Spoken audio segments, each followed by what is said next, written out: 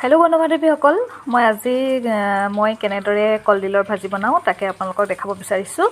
এনেদৰে সৰু সৰুকৈ মই কলডিল কাটি ল'লোঁ। এনেদৰে সৰু সৰু হ'ব লাগিব দেই, এনেদৰে। আৰু এনেদৰে সৰুকৈ আলু কাটি লৈছোঁ। সৰু সৰুকৈ কাটি লোৱাৰ পাছত আপোনালোকে ইয়াতে অলপ মিঠাতেল দিব। মিঠাতেল দি ভালদৰে বস্তুটো মঠি পেলাব, সানি পেলাব। যিহেতু কলডিল অঁহিয়া, সকলোৱে জানে, আৰু আইৰণৰ কাৰণে ভাল, আৰু ফাইবাৰ আছে যিহেতু, গতিকে সকলো ক্ষেত্ৰতে ভাল কলডিল। গতিকে এনেদৰে প্ৰথমতে সৰু সৰুকৈ কাটি লোৱাৰ পাছত মিঠাতেল দি অলপ মঠি দিব। তেতিয়া ইয়াৰ পৰা আঁহটো আঁতৰি যায়। এইবিলাক আঁহ দেখিছে, এনেকুৱা ধৰণৰ আঁহবিলাক আঁতৰি যাব। যিটো ভিতৰত থাকিব সেইটো থাকিব, কিন্তু কাটি দিলে যিটো আঁহ এক্সট্ৰা ওলাই থাকে সেইবিলাক আঁহ আঁতৰি যাব। এনেধৰণে আঁহবিলাক আঁতৰি যাব।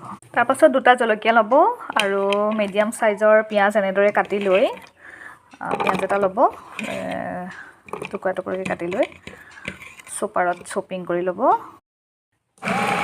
এনেদৰে চপিং কৰি ল'ব। চপাৰটো মই কিন্তু ভাল পাইছোঁ দেই, চাৰ্জেবল চপাৰ হয়।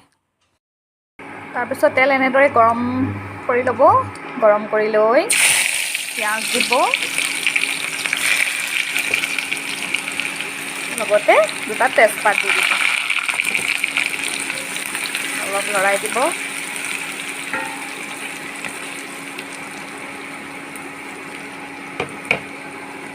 তাৰপাছত অকণমান ধনিয়া গুড়ি দিব,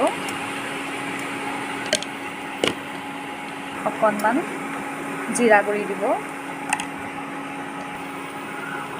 হালধি গুড়ি দিব। মই হালধি গুড়ি দিয়াটো নেদেখালোৱেই। তাৰপিছত অকণমান পানী দি দিব তাতে, মছলাটো যাতে ভালদৰে সিজে। যিহেতু মই মছলাটো ঘৰত বনাওঁ, গোটাকৈ জিৰা ধনিয়া আনি ঘৰত চাফ চিকুণ কৰি আৰু ইয়াতে মিক্সিত গুড়ি কৰি লওঁ, সেইবাবে অলপ সিজিবৰ বাবে টাইম লাগে। তাৰপৰা পানী দিয়াৰ পাছত মছলাখিনি এনেদৰে উতলটো আহিব। মই অকণমান আপ কৰি দিছোঁ। এনেদৰে উতলটো যেতিয়া আহিব,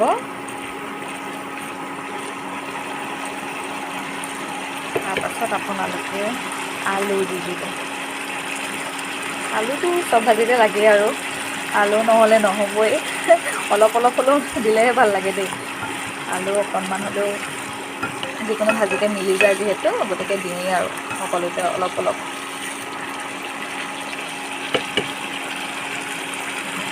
তাৰপাছত কলডিলখিনি দি দিব।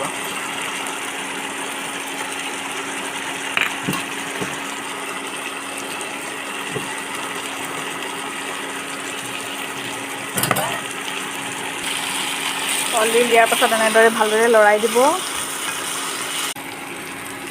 অলপ সময় লৰাই লোৱাৰ পাছত আন্দাজমতে নিমখ দিব।